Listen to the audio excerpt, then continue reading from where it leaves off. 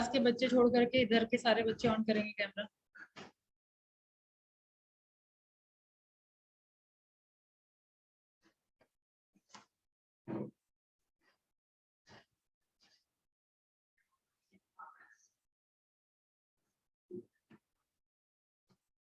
PDF वगैरह मिल गया, link जो था वो भी मिल गया, अब तो कोई दिक्कत परेशानी नहीं।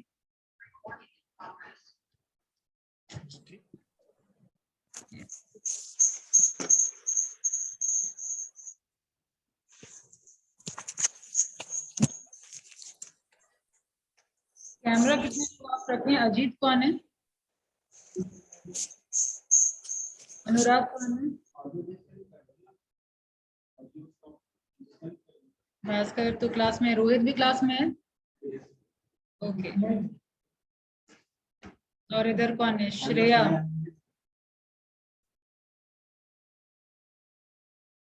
अमृत, अमृत कौन है?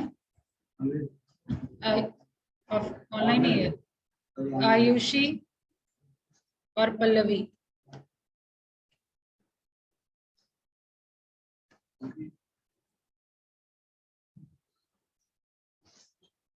तो लास्ट क्लास में हम लोग समझ लिए थे कि एचआरएम का क्या मतलब है। Human resource management. Audio disconnect. ठीक है, ह्यूमन रिसोर्स मतलब जो भी एम्प्लॉय ऑर्गेनाइजेशन, जो लोग नहीं थे क्लास में उनके लिए रिपीटेशन है, जो लोग ऑर्गेनाइजेशन में काम कर रहे हैं, ठीक है, उनके मैनेजमेंट को हम लोग पढ़ते हैं ह्यूमन रिसोर्स मैनेजमेंट। ठीक है, इंट्रोडक्शन से क्वेश्चन रहता ही रहता है, ये तो पता ही होगा, कोई भी सब्जेक्ट में, चाहे कोई भी सब्जेक्ट, फर्स्ट चैप्टर से क्वेश्चन रहता ही रहता है। तो मीनिंग, डेफिनेशन वगैरह क्लियर होना चाहिए। डेफिनेशन लास्ट क्लास में हो गया था। अब हम लोग शुरू करेंगे ऑब्जेक्टिव से, यानी मकसद क्या है आपकी ह्यूमन रिसोर्स मैनेजमेंट का। ठीक है, अगेन जो आपका एक्टिव लिसनिंग के लिए की पॉइंट लिखना जरूरी है वो एज इट इज रहेगा, इसलिए कृपया नोटबुक और पेन के साथ बैठे, खाली हाथ ना बैठे। भगवान का प्रसाद मिलेगा क्लास के बाद।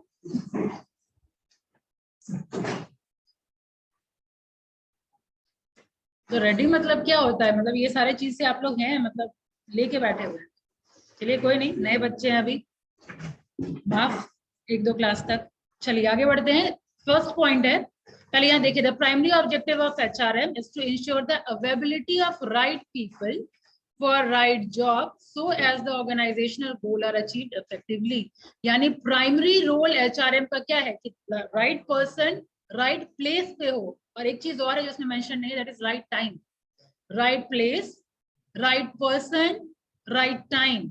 ठीक है, अब राइट टाइम कहने का मतलब क्या? प्लेस वैकेंट है और अब हम ला रहे हैं 1 साल के बाद, 2 साल के बाद, तो कोई यूज नहीं होगा ना, तब तक आपका काम तो सफर करेगा।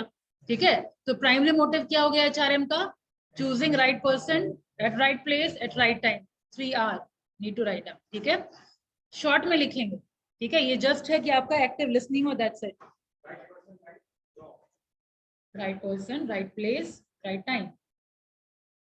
Person, place, time. Done. This primary objective can be further be divided into following sub-objectives. Number 1, to help organization to attain their goals effectively and efficiently by providing competent and motivated employee. क्या मतलब हुआ कि सबसे पहले कोई भी organisation अकेले काम करेगी नहीं, लास्ट क्लास में आपको डिस्कशन किए थे। ठीक है, किसी ऑर्गेनाइजेशन को इफेक्टिवली काम करने के लिए ग्रुप ऑफ पर्सन की जरूरत पड़ती है।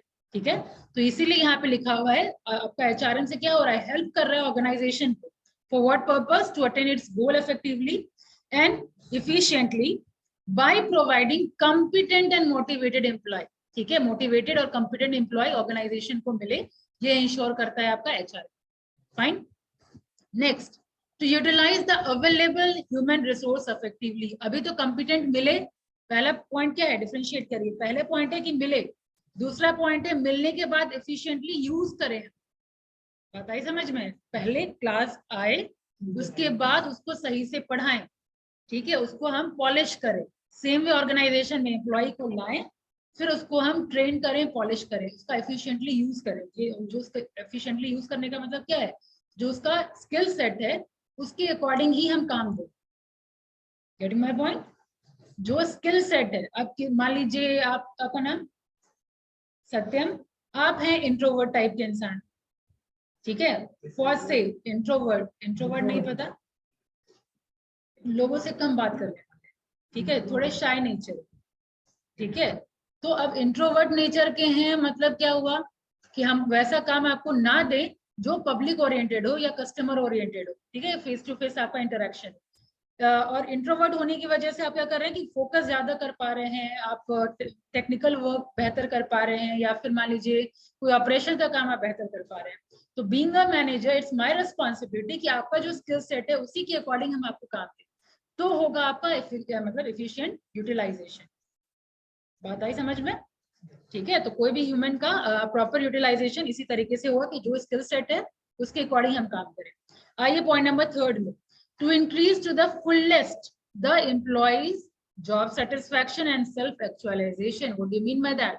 यहाँ पे पहले आए फिर एफिशिएंटली यूज करें, ये तो हो गया ऑर्गेनाइजेशन पॉइंट ऑफ व्यू से। अब वो बंदा सेटिस्फाई है कि नहीं, यानी ऑर्गेनाइजेशन में आने के बाद उसके स्किल सेट के अकॉर्डिंग अगर काम मिले, उसके काम के अकॉर्डिंग वेजेस मिले, ठीक है, जब वो डिप्रेशन में रहे या डिससेटिस्फाइड हो तब उसको मोटिवेशन मिले, और क्या चाहिए किसी भी एम्प्लॉय, ठीक है, ह्यूमनली ट्रीट किया जाए। ह्यूमनली ट्रीट किया जाए मतलब क्या, अच्छे से पेश आया जाए, उसके वेलफेयर का ध्यान दिया जाए, प्रॉपर मतलब एट स्ट्रेच काम ना लिया जाए। एम्प्लॉय वेलफेयर में सब कुछ आता है, आपका वेजेस आता है, एक्स्ट्रा बेनिफिट जो आप ग्रुप इंश्योरेंस सुनते हैं, पीएफ जो सुनते हैं, प्रोविडेंट फंड, ठीक है, ये सब आपका वेलफेयर में आ रहा है। किसी भी तरीके के उसके अपलिफ्टमेंट के लिए जो आप काम कर रहे हैं वो आपके एम्प्लॉय वेलफेयर के अंदर आ जाए। ठीक है, अब आगे बढ़िए। तो फर्स्ट पॉइंट में प्रोक्योरमेंट की बात हुई, सेकेंड पॉइंट में यूटिलाइजेशन की बात हुई, थर्ड, इतना तो लिख रहे हैं ना आप लोग, सिंगल वर्ड तो लिख रहे हैं, और थर्ड पॉइंट में हम लोग बात कर रहे हैं जॉब सेटिस्फैक्शन की, यानी एम्प्लॉय के कितना सेटिस्फाइड है उसकी। अब आइए फोर्थ पॉइंट में, to develop and maintain the quality of work life which makes employment in the organization a desirable personal and social situation। अब यहाँ पे एक टर्म है क्वालिटी ऑफ वर्क लाइफ, ये टर्म देखिए। Now what do you mean bye quality of work life? Work life की बात हो रही है, यानी जहां हम काम कर रहे हैं वहां का एनवायरनमेंट कैसा है। लाइक फॉर एग्जांपल, अगर हम ऑर्गेनाइजेशन में जा रहे हैं, चारों ओर धूल वगैरह है, ठीक है, बैठने का मन नहीं कर रहा, ठीक है, प्रॉपर लाइटनिंग सिस्टम नहीं है, प्रॉपर वेंटिलेशन नहीं है, ठीक है, एयर नहीं है, ठीक है, तो ये सब क्या हुआ, प्रॉपर वर्किंग कंडीशन नहीं है आपका। तो ऐसा इन्वायरमेंट आपका being HR manager, HR manager कौन होते हैं, ब्रिज का काम करते हैं, ठीक है, बिटवीन एम्प्लॉयर एंड एम्प्लॉय। तो आपका being a manager it's your responsibility कि आप एम्प्लॉयज को क्वालिटी वर्क लाइफ दें, ठीक है। तो ये टर्म आपको कई बार मिलेगा एचआरएम में। तो अब ये वर्ड क्लियर है, क्वालिटी वर्क लाइफ यानी providing good atmosphere for work, ठीक है। अब आगे पढ़ते हैं पॉइंट नंबर 5 में, to help maintain ethical policies and behaviour inside and outside the organisation. Now ethical policy की बात हो रही है। एथिकल पॉलिसी मतलब अब ऑर्गेनाइजेशन में फेवरेटिज्म हो रहा है, ठीक है, जो बंदा करीब है उसको ज्यादा फेवर किया जा रहा है, बाकी को अच्छे से ट्रीट नहीं किया जा रहा है, बाकी बदमाशी कर रहा है तो भी उसको पनिशमेंट नहीं मिल रहा है, और बाकी का फटाफट फटाफट डिडक्ट हो रहा है, या तो मॉनेटरी टर्म में या तो कोई किसी और टर्म में उसको पनिशमेंट मिल रहा है, ठीक है। अच्छा प्रोजेक्ट नहीं मिलना, ये भी एक तरीके से पनिशमेंट ही है, ठीक है। तो ये क्या हो रहा है, एथिकल पॉलिसी को फॉलो नहीं करना, ठीक है। तो वही है यहाँ पे कि ये भी आप इंश्योर करिए कि आप एथिकल पॉलिसी मेंटेन कर रहे हो। डन। हाँ, तो वही बोला जा रहा है, एथिकल पॉलिसी को मेंटेन रखना, वही तो बोला जा रहा है, ये चीज नहीं प्रमोट करना, यानी फेवरेटिज्म वगैरह को प्रमोट मत करिए। एथिकल मीन्स गुड, यस, हाँ। तो एथिकल पॉलिसी मतलब क्या, इनह्यूमन पॉलिसी ना बने, ठीक है, जो उन लोगों के बेनिफिट के लिए हो वैसा पॉलिसी बने, ठीक है। आगे बढ़िए, to establish and maintain coordinal relation, ये भी एचआर मैनेजर का ही, एचआरएम में ही हम लोग फोकस करते हैं कि आपका एम्प्लॉयज और मैनेजमेंट के बीच में क्या होता है। कई बार हम लोग ऐसे भी जनरल साइकोलॉजी होता है, भाई एम्प्लॉयर है मतलब वो मेरे से काम ज्यादा लेगा और पैसा कम देगा, और एम्प्लॉय का क्या होगा, वो फकेती करेगा, पैसा ज्यादा लेना चाहेगा, ज्यादा डिमांड करेगा, ठीक है, इतने पैसे में इतना वो वैल्यू नहीं देगा। तो ये साइकोलॉजी नहीं रख करके आप एक कोऑर्डिनल रिलेशन स्टैब्लिश करें एम्प्लॉय और एम्प्लॉयर के बीच में, ठीक है। कोऑर्डिनल रिलेशन मतलब अच्छा रिलेशन। ठीक है, अब आगे बढ़ते हैं। To reconcile individual group goal with organisational goal. Reconcile मतलब अब मेरा लक्ष्य है, चलो भाई फरारी चाहिए, ठीक है, घर चाहिए, ये सब क्या हो गया, इंडिविजुअल गोल हो गया। या फिर मान लीजिए लिविंग स्टैंडर्ड बढ़ाने के लिए अच्छी सैलरी चाहिए, फाइन, तो ये क्या हो गया, इंडिविजुअल गोल। अब इंडिविजुअल गोल को हम ऑर्गेनाइजेशनल गोल के साथ अटैच कर दें। जैसे फॉर एग्जांपल कैसे अटैच कर सकते हैं, आपको मैनेजर, चलिए आपको मैनेजर बना रहे हैं, कैसे आप एम्प्लॉय के इंडिविजुअल गोल को रिकॉन्साइल करेंगे आप ऑर्गेनाइजेशनल गोल के साथ।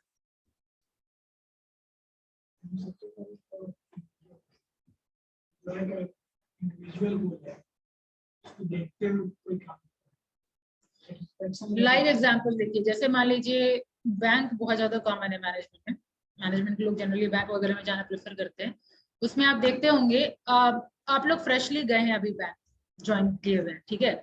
अब उसमें क्या हो रहा है, आपको बताया जा रहा है कि अब बैंक में ये आपका हायरार्की है, यानी पहले आप क्लर्क हैं, उसके बाद फिर अगर इतना टारगेट पूरा कर लेते हैं तो तुम्हारा इतना सैलरी हो जाएगा, इतना इंसेंटिव मिलेगा, ठीक है। अगर इतना अच्छा परफॉर्म करते हो तो 6 महीने में तुम पीओ बन जाओगे, ठीक है, पीओ बनने का तुम्हारी सैलरी इतनी होगी, ठीक है। मतलब आपका वो कनेक्ट कर रहा है कि इतने साल में तुम अगर अच्छा परफॉर्म करते हो तो इस तरीके से तुम लैडर चढ़ सकते हो ऑर्गेनाइजेशन, इतना तुम कमा सकते हो।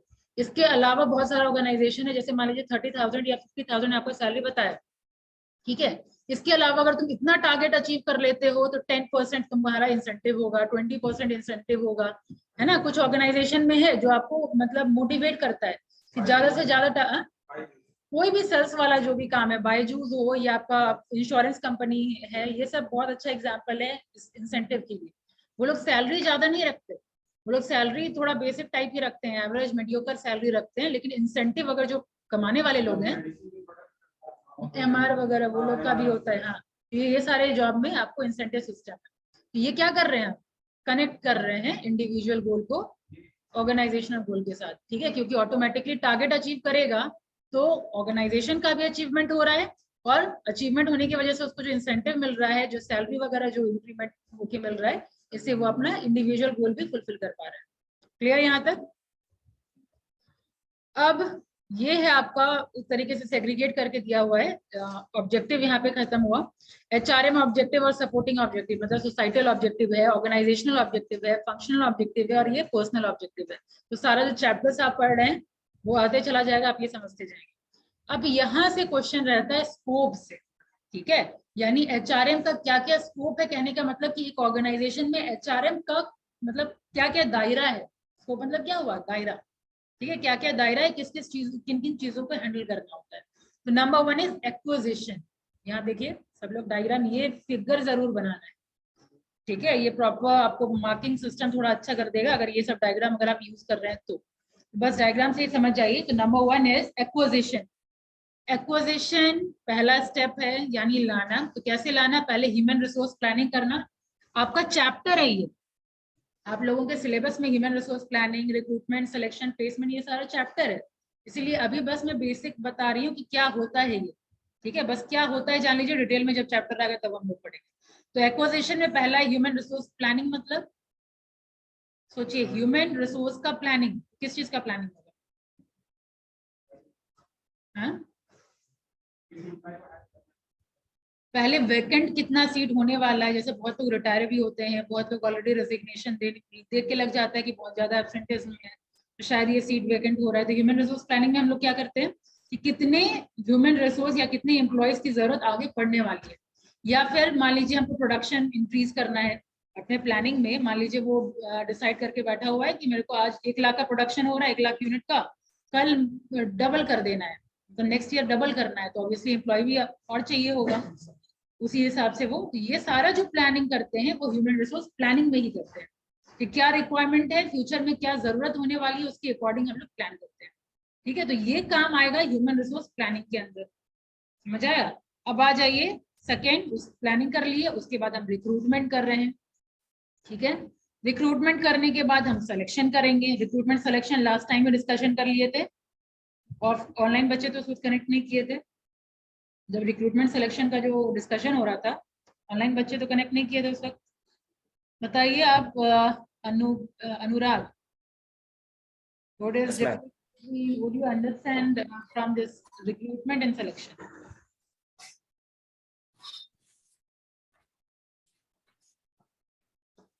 रिक्रूटमेंट और सिलेक्शन में डिफरेंस क्या है? सिलेक्शन में फाइनल सिलेक्शन होता है ना वो। ठीक है, और रिक्रूटमेंट क्या होता है? रिक्वायरमेंट मींस जो एप्लीकेशन पहले फिल होता है।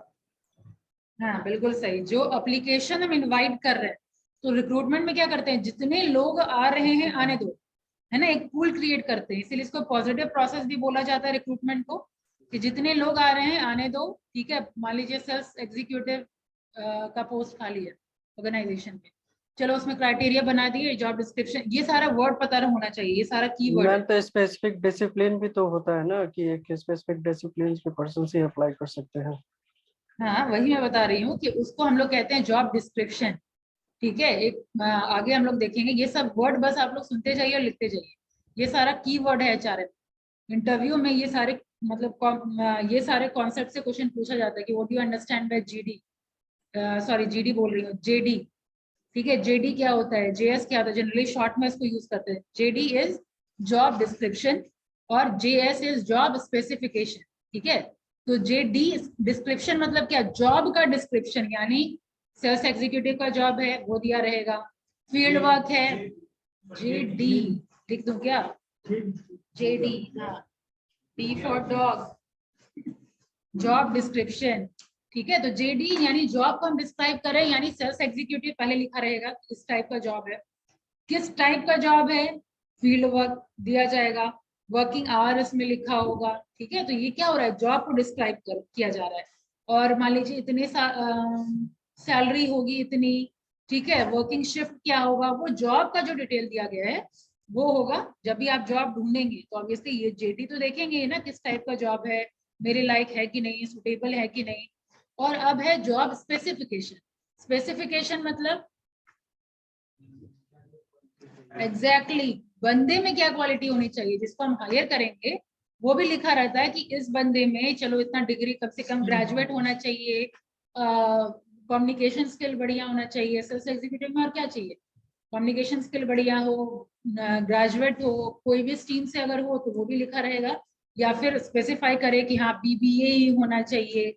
ठीक है, पीजीडीएम ही होना चाहिए। ठीक है, वो स्पेसिफाई रहता है। तो ये क्या हो रहा है, ये बंदे की क्वालिटी की बात हो रही है, तो वो हो गया जॉब स्पेसिफिकेशन, और जेडी हो गया आपका जॉब डिस्क्रिप्शन। ये सारा टर्म कॉमन है एचआरएम में, इंटरव्यू में ये सारा चीज पूछा जाता है आपसे। ठीक है, आगे बढ़िए, एक टर्म क्लियर हो गया। प्लेसमेंट तो चलिए समझ ही गए, प्लेसमेंट समझ गए ना। अब रिक्रूटमेंट हो गया, एप्लीकेशन को हम इनवाइट कर रहे हैं।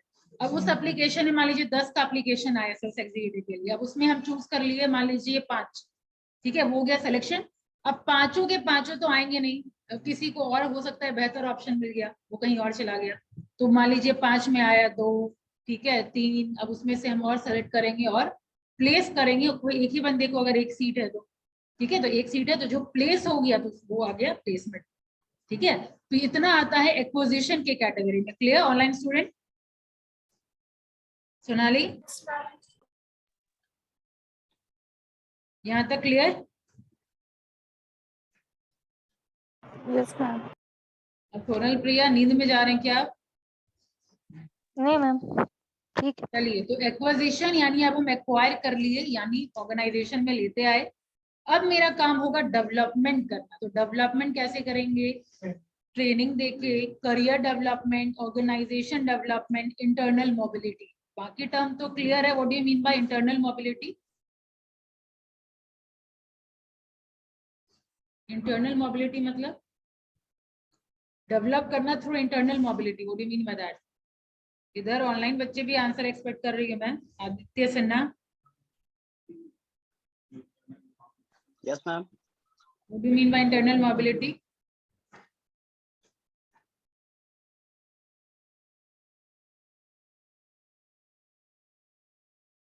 नहीं पता? अरे I don't know, देखिए, ma'am. अभी जैसे हम लोग डिस्कशन कर रहे थे बैंकिंग में, क्लर्क, क्लर्क से पीओ, पीओ से डीबीएम, डीबीएम से बीएम, ये क्या हो रहा है, मोबिलिटी। मोबिलिटी मतलब क्या, मूव करना। ऑर्गेनाइजेशन के अंदर जब हम मूव कर रहे हैं तो उसको इंटरनल मोबिलिटी बोलेंगे ना।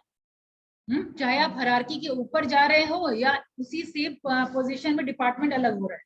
डिपार्टमेंट अलग कैसे होगा? जैसे मान लीजिए आप टेलीकम्युनिकेशन में हम आपको दिए, अब वही सेम बात करना है लेकिन अब हम सेल्स में आपको डाल दिए, तो ये जॉब रोटेशन हो रहा है ना। तो जॉब रोटेशन भी यानी सेम हायरार्की का भी कोई अगर जॉब में अगर हम प्लेस कर रहे हैं, ठीक है, चेंज कर रहे हैं, वो भी आ जाएगा इंटरनल मोबिलिटी में। यानी ऑर्गेनाइजेशन के अंदर जो भी मूवमेंट हो रहा है पोजीशन टू पोजीशन, वो आ जाएगा इंटरनल मोबिलिटी में। ट्रांसफर भी आ जाएगा इंटरनल मोबिलिटी में, ठीक है। ये सारा इसको कहते हैं हम लोग इंटरनल मोबिलिटी। क्लियर? अब आ जाइए, नेक्स्ट है आपका एक्विजिशन कर लिए, डेवलपमेंट कर लिए, अब आ गया आपका मेंटेनेंस। अब मेंटेनेंस में तो ऑब्वियसली आप फ्री ऑफ कॉस्ट तो आपको सर्विस रेंडर करेगा नहीं, मोटिवेशन देना होगा, और फिर हेल्थ एंड सेफ्टी का ध्यान रखना होगा। अब फिर एक नया टर्म आया सोशल सिक्योरिटी। अब उसका क्या मतलब होता है?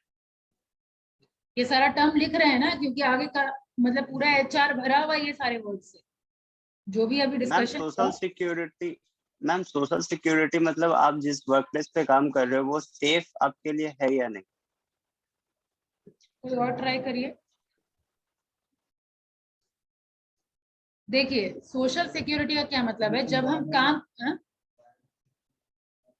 नहीं, जब हम काम कर रहे हैं या काम करने लायक हैं, आप ऐसे बोलिए, जब हम काम करने लायक हैं तब तो आप हमको सैलरी दे रहे हैं, ठीक है, तब तो आपको जो मैनेजमेंट है वो तो आपको सैलरी दे रही है। लेकिन व्हाट इफ हम करने लायक नहीं रहे, आइदर इन द कौन कौन सा ऐसा तरीका हो सकता है जो कि हम हाँ रिटायरमेंट हो गया, एक्सीडेंट हो गया, बीमार पड़ गए, ठीक है, वो सब केस में क्या हम काम करने लायक तो है नहीं। हाँ अभी तो भाई सबसे बड़ा चीज वही है, तो वो सब अगर केस हो गया मतलब हम काम करने लायक है नहीं, तो उस केस में क्या जिम्मेदारी बनती है एम्प्लॉयर, ठीक है, यानी जब हम कंडीशन में है नहीं तब क्या जिम्मेदारी बनती है, ठीक है। तो वो सारा जो फैसिलिटी दिया जाता है, क्या क्या फैसिलिटी होता है, लाइक डिसेबिलिटी की आप बात की है, एक्ट को भी मैं थोड़ा थोड़ा इंट्रोड्यूस कर रही हूँ आपको, ताकि जब वो आए तो एकदम से नया ना लगे। जैसे डिसेबिलिटी हो गई, ठीक है, काम करते करते मशीन में काम करते करते उंगली कट गया, हाथ कट गया, ठीक है, तो ये सब केस में क्या है, हाँ नहीं एक्सीडेंट ही यहाँ पे कवर होगा, तो उसके लिए एक एक्ट है आपका वर्कर कंपनसेशन एक्ट, जो अब हो गया है चेंज होकर, वो 1926 का ही है। वर्कर 1923 या 26 है, एक बार चेक कर लीजिएगा, नहीं एक बार, अरे भाई चेक कर लीजिएगा, जो हो 23, ये एम्प्लॉय वर्कमैन कंपनसेशन एक्ट की बात हो रही है, और अब वो चेंज होकर के हो गया एम्प्लॉय कंपनसेशन एक्ट, ठीक है। पहले था वर्कमैन कंपनसेशन एक्ट और अब हो गया है एम्प्लॉय कंपनसेशन एक्ट, ठीक है। अब उसका नाम चेंज करेंगे, वर्कमैन थोड़ा बहुत स्लेवरी टाइप लगता है, इसलिए उसका नाम चेंज करके अब एम्प्लॉय कंपनसेशन हो गया। उसमें एक डिफरेंट शेड्यूल में डिवाइडेड है वो एक्ट, ठीक है, टोटल 4 शेड्यूल है उसमें।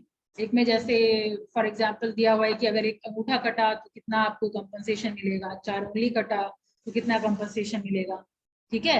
मैटरनिटी एक फेज होता है, ठीक है, वुमेन के लाइफ में, तो उस स्टेज में हम जनरली काम नहीं कर पाते हैं, ठीक है, तो उसके लिए अगेन आपका मैटरनिटी बेनिफिट एक्ट, उसमें भी एक्ट पास किया गया है, ठीक है। तो ये सारा बेनिफिट जो आपको दिया जाता है वो सब आ जाएगा आपका सोशल सिक्योरिटी, ये सारा बेनिफिट आएगा सोशल सिक्योरिटी में, राइट। बाकी टर्म इंडस्ट्रियल रिलेशन में वही आ गया कि एम्प्लॉयर और एम्प्लॉय का रिलेशन बेहतर हो, डिफरेंट एक्ट पास किया गया है।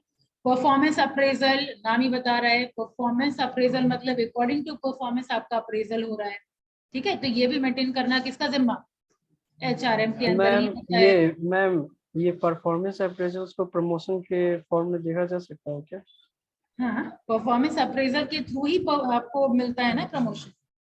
प्रमोशन परफॉर्मेंस अप्रेजल मतलब क्या हुआ, डिफरेंट डिफरेंट कैटेगरी से हम देख रहे हैं या चेक कर रहे हैं कि बंदे में काबिलियत है कि नहीं, सही से काम कर रहा है या नहीं कर रहा है, ठीक है, तो वो बेसिकली प्रमोशन के लिए ही होता है।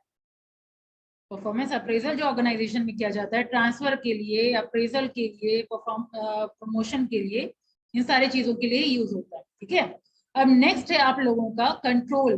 कंट्रोल यानी यहाँ पे एक ह्यूमन रिसोर्स कंट्रोल के लिए ये सारा है आपका, एक ऑडिट हो गया, अकाउंटिंग हो गया और इंफॉर्मेशन सिस्टम हो गया, ठीक है। ऑडिट मतलब चेक करना कि प्रॉपरली काम हो रहा है कि नहीं, अकाउंटिंग मतलब कॉस्ट और रिवॉर्ड के सेंस में देखना, ठीक है। और नेक्स्ट आपका जो है ह्यूमन रिसोर्स इंफॉर्मेशन सिस्टम, इसका शॉर्ट आता है जनरली HRIS का फुल फॉर्म बताइए, ठीक है। तो ये फुल फॉर्म पता होना चाहिए, ह्यूमन रिसोर्स इंफॉर्मेशन सिस्टम।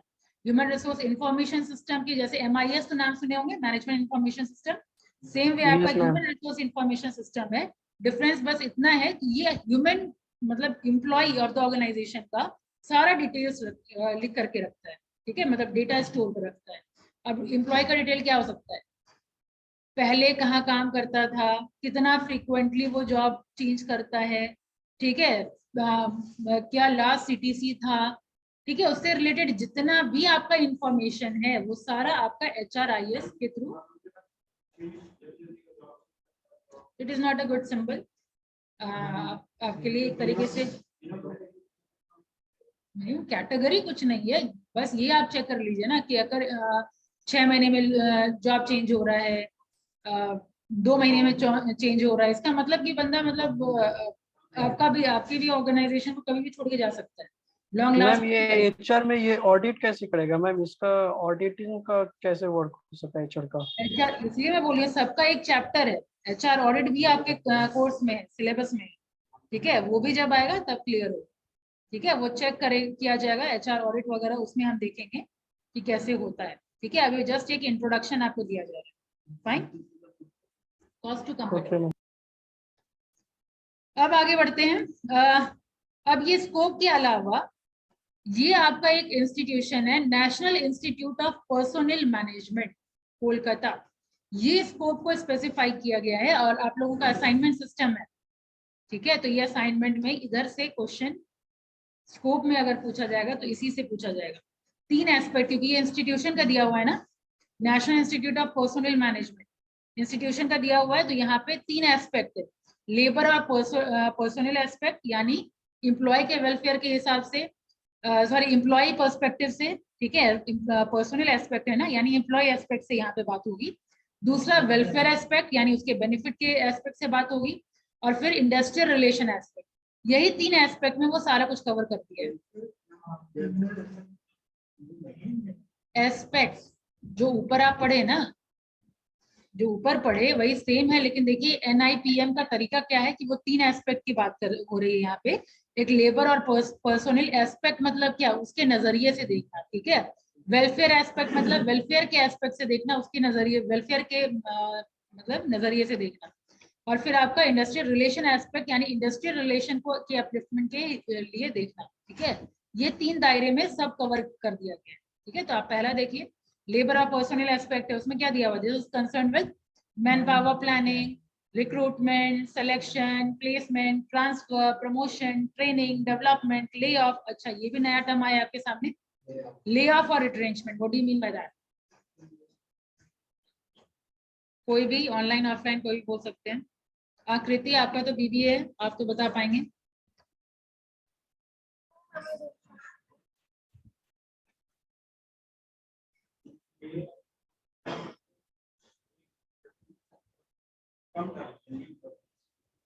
देखिए वर्ड पकड़िए, ले ऑफ मतलब थोड़ा आराम करना, ठीक है। दोनों में हो रहा है कि हम डिटैच हो रहे हैं ऑर्गेनाइजेशन से, लेकिन ले ऑफ में क्या हो रहा है, टेम्पररी डिटैचमेंट हो रहा है। टेम्पररी डिटैचमेंट कहने का मतलब क्या हुआ, मान लीजिए हम कब पेपर वाला कब जो होता है, ठीक है, वो बनाने वाले हैं। पेपर यानी रॉ मटेरियल सप्लाई होना फिलहाल के लिए बंद हो गया, जहां से मंगवाते हैं वो देने से इनकार कर लिया, या कुछ भी प्रॉब्लम हो गया जो, या शुगर की शुगर वगैरह का गुड़ वगैरह जो बनता है सीजनल होता है, कुछ कुछ वर्क होता है सीजनल होता है, तो सीजन के हिसाब से काम हुआ, बाकी 6 महीना काम नहीं है या बाकी 2 महीना काम नहीं है, उसमें क्या हुआ, आप ले ऑफ करिए, यानी भाई आप घर बैठ के आराम करिए। यानी टेम्पररी जब डिटैचमेंट हो रहा है तो उसको हम लोग कहते हैं ले ऑफ। और परमानेंट डिटैचमेंट होता है अगर ऑर्गेनाइजेशन से होता है वो होता है रिट्रेंचमेंट, ठीक है। Permanent detachment is retrenchment, temporary detachment is lay off. समझ आ गया? अब रेम्यूनरेशन मतलब सैलरी, ठीक है। इंसेंटिव मतलब पता ही है, जो एक्स्ट्रा बेनिफिट आपको मिलेगा। फिर प्रोडक्टिविटी, ठीक है। तो ये सारा जो एस्पेक्ट है वो आ जाएगा लेबर एंड पर्सोनल एस्पेक्ट में। अब आ जाइए वेलफेयर एस्पेक्ट की बात करें तो अभी जो भी quality of work life discussion किए थे, ठीक है, यानी वर्किंग कंडीशन हो गया। क्वेश्चन कैसे आएगा, ऑब्जेक्टिव अगर आएगा ये सारा दे दिया जाएगा। लाइक क्वेश्चन आपसे पूछा जाएगा मैन पावर प्लानिंग किस कौन से एस्पेक्ट में आएगा, लेबर एस्पेक्ट में या फिर वेलफेयर एस्पेक्ट में या फिर इंडस्ट्रियल रिलेशन एस्पेक्ट। कुछ ओवर नहीं ना हो रहा है किसी को भी, क्योंकि non commerce non management background से अगर ओवर हो रहा होगा तो थोड़े और स्लो हो जाएंगे। आप मैनेजमेंट सही है, बाकी लोग साइंस, आप लोग सब तो साइंस ही है, हाँ? कॉमर्स आप हैं आपका नाम बिट्टू और इधर ही आकृति, 3 जन है बीबीए से, मतलब मैनेजमेंट या कॉमर्स बैकग्राउंड से। तो क्वेश्चन इसी तरीके से आएगा जैसे मैं बता रही हूँ, ठीक है। मैन पावर प्लानिंग या रिक्रूटमेंट कौन से एस्पेक्ट से डील करता है, तो लेबर या पर्सनल एस्पेक्ट। अब नेक्स्ट आइए वेलफेयर, नाम ही बता रहा है, तो वर्किंग कंडीशन हो गया आपका, ठीक है। एमिनिटीज हो गया, एमिनिटीज मतलब एक्स्ट्रा थोड़ा बेनिफिट, जैसे कैंटीन हो गया, क्रेचेस हो गया, रेस्ट रूम हो गया, लंच रूम हो गया, हाउसिंग हो गया। क्रेचेस यानी छोटे बच्चे को संभालने के लिए, अगर कोई लेडी वर्किंग एम्प्लॉय है, लेडी वर्किंग एम्प्लॉय है तो छोटा बच्चा घर पे तो छोड़ के काम करेगी नहीं, तो ऑर्गेनाइजेशन में क्रेचेस फैसिलिटी दी जाती है कि छोटे बच्चे को वहां रखने का प्रोविजन है, आप टाइम टू टाइम जा करके बच्चे को देख सकते हैं, विजिट कर सकते हैं, ठीक है। ये बेनिफिट दिया जाता है। इसका है आगे लॉ, जब एक्ट में जब जाएंगे ना, तब क्राइटेरिया पड़ेंगे, कम से कम 30 एम्प्लॉय होनी चाहिए वुमेन एम्प्लॉय इस ऑर्गेनाइजेशन में, ठीक है, तभी क्रेचेस फैसिलिटी मिल सकती है। तो वो सब कंडीशन अगर आप फुलफिल करते हैं, ये सारा फैसिलिटी दिया जाता है, ठीक है।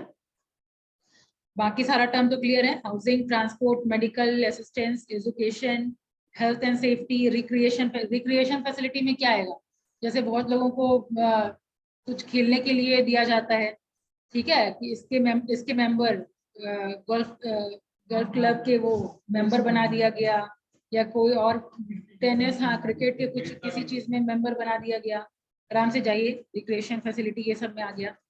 नेक्स्ट है आपका इंडस्ट्रियल रिलेशन एस्पेक्ट, इसके अंदर क्या क्या आएगा, discover union management relation, joint consultation, collective bargaining, ठीक है, grievance, disciplinary action, settlement of dispute, ठीक है। ये सारे तरीके से हम यूनियन और मैनेजमेंट के बीच में रिलेशन अच्छा कर सकते हैं, ठीक है। अब ये है आपका फंक्शंस ऑफ एचआरएम। तो बेसिकली 2 ही टाइप का फंक्शन होता है पूरे एचआरएम। नंबर 1 इज मैनेज, ये डायग्राम जरूर बनाइएगा, ठीक है। डिस्क्रिप्टिव जब आप लिखेंगे, ये डायग्राम तो छोड़ना नहीं है, ठीक है, क्योंकि सारा चीज कवर हो रहा है इसी डायग्राम, पूरा एचआरएम पूरा सिलेबस कवर हो रहा है आपका सिंगल इसी डायग्राम से, ठीक है। Number 1 is managerial function. Diagram तो देखिए, कहाँ आप लॉगिन किए थे, दिख रहा है, हाँ, तो वो चार्ट देखिए, सबसे लास्ट वाला फंक्शंस ऑफ एचआरएम वाला है ना, तो उसमें देखिए एक मैनेजरियल फंक्शन है, ऑपरेटिव फंक्शन, राइट। अब मैनेजरियल फंक्शन में वही प्लानिंग, ऑर्गेनाइजिंग, डायरेक्टिंग और कंट्रोलिंग, ठीक है। मैनेजरियल फंक्शन में यही हर जगह है, वही प्लान करना, वही ऑर्गेनाइज करना, वही डायरेक्ट करना और वही कंट्रोल करना। अब ये ऑपरेटिव फंक्शन का क्या मतलब होता है, जब काम शुरू हो जा रहा है, ऑपरेटिव यानी जब फंक्शनल हो गया काम, जब काम शुरू करने वाले होते हैं या काम करने के पर्पज से जो जो फंक्शन होता है वो आ जाएगा आपका ऑपरेटिव फंक्शन। ऑपरेटिव फंक्शन में कौन कौन, पहला है प्रोक्योरमेंट। प्रोक्योरमेंट के अंदर ये सब करते हैं, यानी लाने के लिए पहले जॉब एनालिसिस, जो अभी हम आपको बताए जॉब एनालिसिस में क्या क्या आता है, अभी तुरंत डिस्कशन हुआ क्या, वो तो ह्यूमन रिसोर्स प्लानिंग में। जॉब एनालिसिस में ही आता है जेडी और जीएस। जेडी क्या, डिस्क्रिप्शन और जॉब स्पेसिफिकेशन, ठीक है, ये हो गया जॉब एनालिसिस। और आप जो बोल रहे हैं वो हो गया आपका ह्यूमन रिसोर्स प्लानिंग, ठीक है। उसके बाद recruitment, selection, placement, induction. What is induction, हाँ, मतलब ऑर्गेनाइजेशन से जब हम इंट्रोड्यूस करते हैं आपको, हाँ, वर्क कल्चर से इंट्रोड्यूस करते हैं। लाइक पहली बार आप किसी के घर जाते हैं तो इंट्रोड्यूस किया जाता है ना, भाई ये है मामा पैर छुओ, ये है मामी पैर छुओ, बोला जाता है ना। सेम है यहाँ पे, यहाँ ये आपके एम्प्लॉय हैं, आपको इनको रिपोर्ट करना होगा, ये आपके सुपरवाइजर हैं, ठीक है, यहाँ का ये वर्क कल्चर है, सेम, हाँ सेम। आपको अगर उसको टर्म को क्या बोला जाता है, इंडक्शन। अब आगे बढ़िए, ट्रांसफर, प्रमोशन, सेपरेशन हो गया ये सारा। अब उसके बाद है डेवलपमेंट। डेवलपमेंट में अगेन परफॉर्मेंस अप्रेजल हो गया, training executive development, career planning and development, ये सब लिखेंगे चार्ट में। ठीक है, अभी आपको याद करने में हो सकता है दिक्कत हो, लेकिन एक बार एचआर का सिलेबस खत्म हो जाएगा तो ये चार्ट आराम से बना पाएंगे। फाइन। नेक्स्ट है आपका कंपनसेशन। कंपनसेशन मतलब वही सैलरी वेजेस, ठीक है, वो सब जो आ गया आपका इसमें। जॉब इवेल्युएशन मतलब क्या हुआ आगे? Abhishek Yadav, yes ma'am. Job evaluation मतलब? पल्लवी लेट के पढ़ाई होती है क्या? Job evaluation ma'am job selection, हाँ, जॉब का सिलेक्शन करना। जॉब इवेल्युएशन मतलब जॉब का क्या वर्थ है, यानी फॉर एग्जांपल ये कभी सोचे हैं कि इस डेजिग्नेशन में इतना सैलरी, क्लर्क को 20,000 25,000, पीओ को 40,000 50,000, बीबीएम को 60 70, ये कैसे मैम जॉब इवेल्युएट? इवोल्यूशन का मीन्स तो ये भी हो सकता है ना कि उस ऑर्गेनाइजेशन से कितने जॉब के रिक्रूटमेंट से नहीं है, उस तरह की जॉब इवोल्यूशन करना। क्या क्या क्या? जैसे कि मार्केट्स में ऑर्गेनाइजेशंस में कितने तरह टाइप्स के जॉब्स अवेलेबल हैं नहीं है, इस नहीं तरह को नहीं, एचआर जॉब को। वही मैं बता रही हूँ ना, इवेल्युएशन। इवेल्युएशन है, इवेल्युएशन मतलब क्या हुआ, मैं आपके परफॉर्मेंस का इवेल्युएशन कर रही हूँ। Same way relative worth of the job, when you take out the relative worth of the job, that will come under job evaluation. यानी उस पर्टिकुलर जॉब में इतनी सैलरी होनी चाहिए, ये हम कैसे कैलकुलेट करते हैं? तो जॉब इवेल्युएशन के थ्रू ही कैलकुलेट करते हैं। ठीक है, इस सैलरी में इतनी, इस डेजिग्नेशन को इतनी सैलरी, इस डेजिग्नेशन को इतनी सैलरी। ठीक है, ये जो हम लोग चेक करते हैं यानी relative worth of that particular position. Ma'am तो ये सैलरी का वो डिस्क्रिप्शंस करते हैं क्या जॉब इवोल्यूशंस में? हाँ, okay.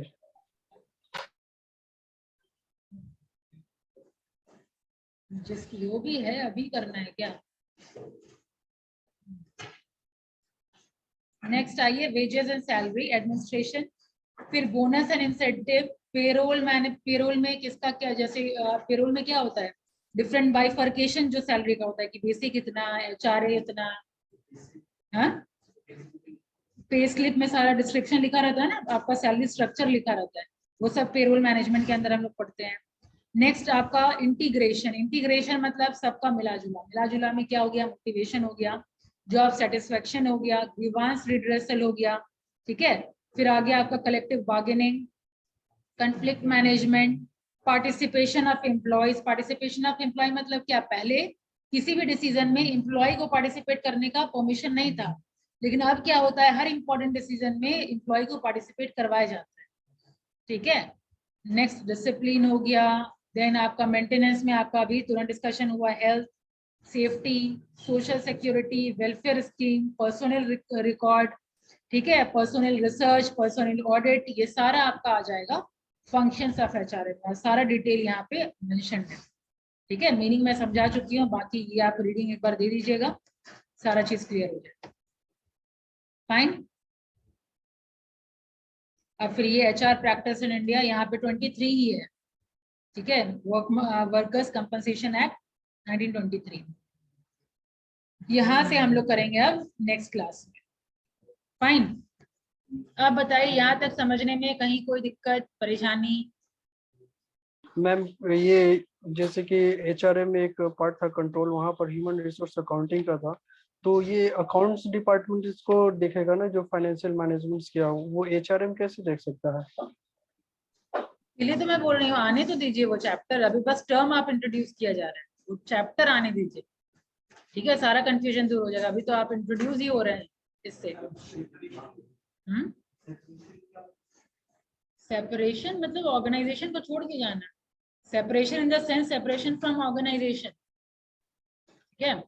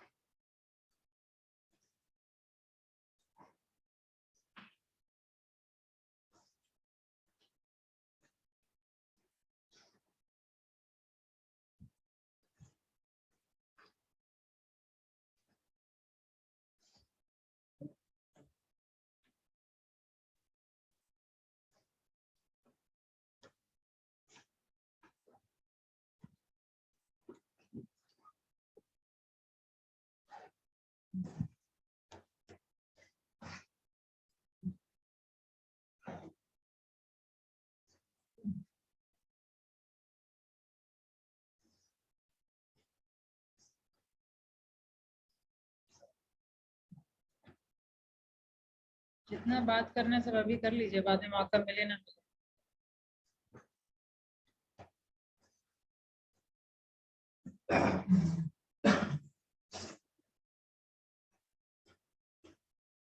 Today is 14th. Roll 1, 2, 3, 3 present, ma'am. 4, 5, 6, 6 present, ma'am. 7, 8, Yes, ma'am. 9, Present, ma'am. 9. 10, Yes, ma'am. 11, Present, ma'am. 12, 13, 14, Yes, ma'am. 15, 16, 17, Present, ma'am. 17. 18, 19, 20, Yes, ma'am. 20. 21, 22, 23, 24, 24 ma'am 25, 26, 27, Present, ma'am. 27. 28, 29, 30, 31, 32, नहीं आराम से सोइए अभी यार, 32, 33, 32, गौरव कौन है? Ma'am, 31. Ma'am, 28 भी है. 31, 28, मैं वो बोल तो रही हूँ, सोइए अभी आप। चलिए, thank you. Thank you, ma'am. हाँ, Thank you, ma'am. बन गया 20।